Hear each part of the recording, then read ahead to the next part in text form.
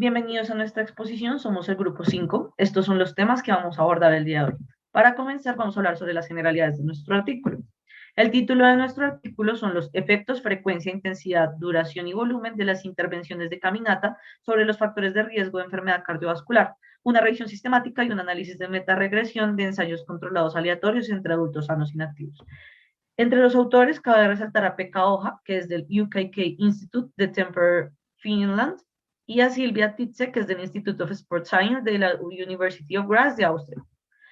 El problema principal de nuestro artículo son las enfermedades no transmisibles, las cuales tienen una gran carga en la salud a nivel global.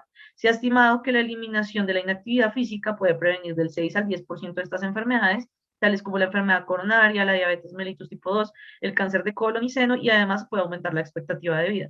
Por lo que este artículo pretende encontrar la relación entre frecuencia, intensidad, duración y volumen de caminatas para formular mejores estrategias que ayuden a disminuir factores de riesgo de enfermedad cardiovascular. Esto es muy importante ya que a pesar de que se ha encontrado que las caminatas son ideales para mejorar varios de los factores de riesgo, hasta el momento no había evidencia suficiente para establecer su relación con las variables previamente mencionadas. Ya respecto al contenido formal del artículo, es importante pues comenzar con los objetivos, que son evaluar los cambios de los factores de riesgo cardiovascular al implementar caminatas y, como mencioné anteriormente, evaluar la relación dosis-respuesta entre la frecuencia, intensidad, duración y volumen de las caminatas y los factores de riesgo cardiovascular en adultos saludables inactivos. El tipo de estudio es una revisión sistemática con metaanálisis y metaregresión. La población que se utilizó son mayores de 18 años, que sean inactivos pero saludables y que no tengan incapacidad para caminar. Para la búsqueda de la información se usaron 4 bases de datos y se publicaron artículos desde enero de 1971 hasta abril del 2017, dentro de los cuales se utilizó una revisión sistemática de 1971 a 2012 y se complementó con estudios del 2012 al 2017. Se utilizaron estos términos MESH que se ven en la diapositiva.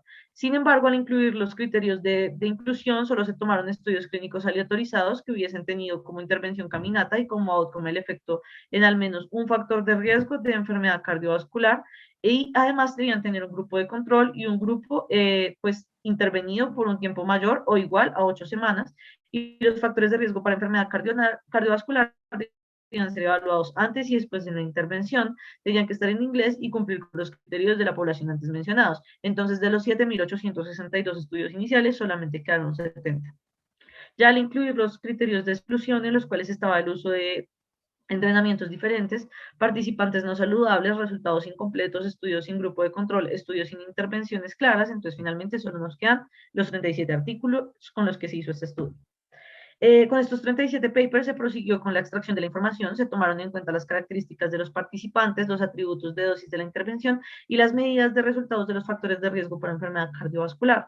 El riesgo de sesgo de estudios individuales fue evaluado por la herramienta Cochrane Collaboration de forma independiente para cada estudio para identificar las posibles amenazas de variedad. Respecto a las diferencias de medidas estandarizadas, el software Compressive Meta-Analysis se utilizó para todos los análisis estadísticos y se calculó el estimador de diferencia de las medidas estandarizadas para cada factor de riesgo de enfermedad cardiovascular, donde la fórmula es media del grupo experimental menos la media del grupo control y esto sobre la desviación estándar, como podemos ver en la diapositiva. La dirección del efecto esperado en este estudio sería negativa menor a 0 para factores en los que disminución significativa, una mejoría en el factor de riesgo, masa corporal, por ejemplo, la grasa corporal y la presión arterial, y positiva mayor a 0 para los factores que su incremento significa una mejoría en el factor de riesgo, como sería pues el colesterol HDL y la B2. Respecto al análisis estadístico, para evaluar la heterogeneidad, se evalúa la relación entre la heterogeneidad real y la variación total de los efectos observados, y el valor P para probar la hipótesis nula de que todos los estudios compartieran un tamaño de efecto común. El sesgo de la publicación se evalúa mediante funnel plot y forest plot, y todos los análisis se ajustaron por edad y por el género, pues este no fue considerado como un factor de confusión. ¿Listo? Gracias. Respecto a los resultados, en este metaanálisis se incluyeron 37 estudios clínicos aleatorizados con 2.001 participantes, en su mayoría mujeres, específicamente el 81%, donde se evaluaban 13 factores de riesgo de enfermedad cardiovascular.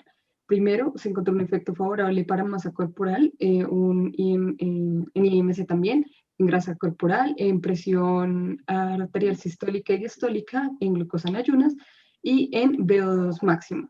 En segundo lugar, no hubo efectos significativos para las demás variables, como perímetro de la cintura, la relación cintura-cadera, el colesterol total, el HDL, el LDL y los triglicéridos.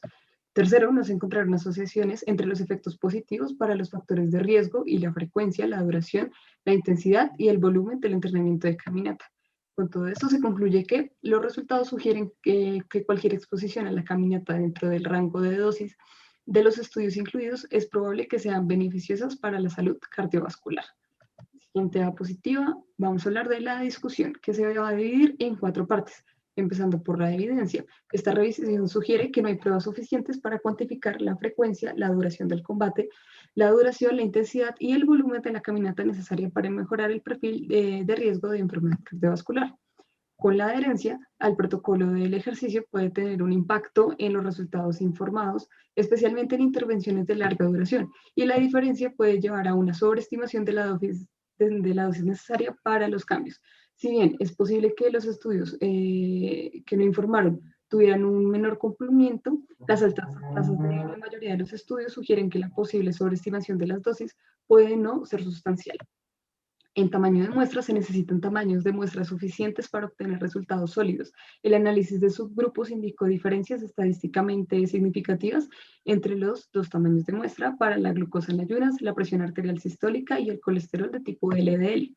En cuanto a la cantidad recomendada, los resultados sugieren que menos de la cantidad recomendada de caminata semanal puede promover la salud de las personas inactivas de mediana edad y mayores.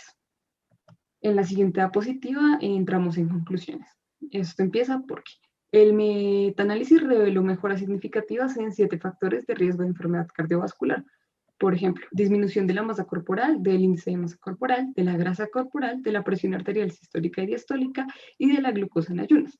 De igual manera, aumentó el VO2 máximo, que se refiere al volumen máximo de oxígeno que el organismo puede absorber, transportar y consumir en un tiempo determinado. Esto indica mejorías clínicamente a nivel cardiovascular. También hubo efectos no significativos en 6 factores de riesgo de enfermedad cardiovascular, como lo son en relación cintura-cadera, circunferencia de cintura, colesterol HDL, LDL y triglicéridos. Como se dijo anteriormente, no se encontró una asociación entre los efectos observados sobre los factores de riesgo de este tipo de enfermedad y la frecuencia, duración, intensidad y volumen de entrenamiento de la caminata. Esto sugiere que cualquier exposición a caminar dentro del rango de dosis de los estudios incluidos es beneficioso para la salud cardiovascular. Por lo tanto, los hallazgos demuestran el potencial positivo de la caminata diaria en la salud. Siguiente, vamos a hablar de evaluación del estudio. En cuanto a la validez interna, es posible analizarla mediante la identificación de la mayoría de los problemas que tuvo este metaanálisis. Primero, se cuestiona la calidad de alguno de los estudios incluidos, en particular teniendo en cuenta las siguientes variables: la generación de secuencia, el ocultamiento de la asignación y el segmento no eran adecuados. Por lo tanto, podrían atenuar la precisión del tamaño del efecto. Sin embargo, se debe tener en cuenta que la dirección observada de los efectos siempre fue consistente a lo largo de los estudios analizados. Por lo tanto, la relación de causalidad entre la causa y el efecto es evidente y podríamos decir que hay una buena validez interna. En segundo lugar, existe un bajo nivel de heterogeneidad de los cambios en los resultados entre los estudios, limitando el poder para detectar las relaciones dosis-respuesta que se mencionaron anteriormente, donde hay insuficiente evidencia para poder cuantificar tanto la frecuencia como la duración, la intensidad, la fuerza y el volumen de caminar que se requiere para poder mejorar el perfil de riesgo de una enfermedad cardiovascular. Continuamos ahora con validez externa. Primero, en cuanto a la población, los resultados obtenidos fueron mayormente en mujeres sanas, pero físicamente inactivas, lo que significa que estos resultados pueden no verse en población general, incluyendo hombres principalmente e individuos con factores de riesgo o enfermedad previa. Además, 35 de los 38 estudios vinieron de Estados Unidos, Europa, Canadá y Australia, de modo que no se podría generalizar que países de medio o no se podría generalizar en países de medio o bajo ingreso. Segundo, en cuanto a la intervención de otras variables, se dice que solo se toma en cuenta la intervención de caminar. Sin embargo, no se toma en cuenta si hay otros factores en los individuos que puedan manipular los resultados, como sería la dieta o los fármacos, de manera que los resultados obtenidos podrían no ser los mismos en toda la población blanco que sí está expuesta. Tercero y último, en cuanto al diseño del estudio, se excluyen 2 estudios con individuos de edades muy avanzadas, ya entonces no se podría generalizar los resultados para estos. Continuamos con los criterios de Bradford-Hill. Empezamos con fuerza de asociación. Miramos la asociación evaluando el tamaño del efecto, lo que es un ejemplo podría ser el índice de masa corporal. Y con las pruebas de heterogeneidad estamos evaluando si hay factores de confusión que puedan estar atribuyendo los efectos a una causa que no sea caminar. Vemos que en general las pruebas de heterogeneidad tienen muy bajas, lo cual nos indica que a pesar que los grupos fueron de diferentes edades y poblaciones, entre otras, se comportaron de una forma muy homogénea, inclusive en un modelo de efectos aleatorios. En cuanto a la consistencia, los estudios clínicos aleatorizados fueron hechos por diferentes investigadores en diferentes personas y en diferentes muestras poblacionales, lo cual dice que la causa, que en este caso sería caminar, generó efectos similares en personas diferentes, lugares diferentes y pues muestras poblacionales diferentes. Siguiente. En cuanto a la especificidad de las causas, a pesar de que el lugar no siempre fue el mismo, en los diferentes estudios clínicos aleatorizados se buscó en el método del metaanálisis que los grupos de los estudios clínicos fueran lo más homogéneos posibles, excluyendo población con otra posible explicación del desenlace. En cuanto a la temporalidad, el metaanálisis estudió que la causa fuera antes que el efecto en los diferentes estudios clínicos aleatorizados del metaanálisis de nuevo. Gradiente biológico, en este vemos que al aumentar la exposición a caminar, aumenta la incidencia del efecto. Siguiente diapositiva. Acá vamos a hablar de la plausibilidad biológica, se entienden los mecanismos fisiológicos que genera caminar y la disminución de indicadores para riesgo de enfermedad cardiovascular. En cuanto a coherencia con otros conocimientos, se ha visto cómo los hallazgos epidemiológicos y de laboratorio de la causa aumenta la población del efecto. Seguimos con evidencia experimental, los estudios dentro del metaanálisis eran estudios clínicos aleatorizados y finalizamos con analogía con otras relaciones causales, así como caminar mostró una asociación con disminuir factores de riesgo para enfermedad cardiovascular, de actividad física moderada, que podría ser un ejemplo para trotar, o alta, como sería correr, han mostrado efectos positivos para estos indicadores de riesgo cardiovascular. Y esa sería toda nuestra presentación. Muchas gracias.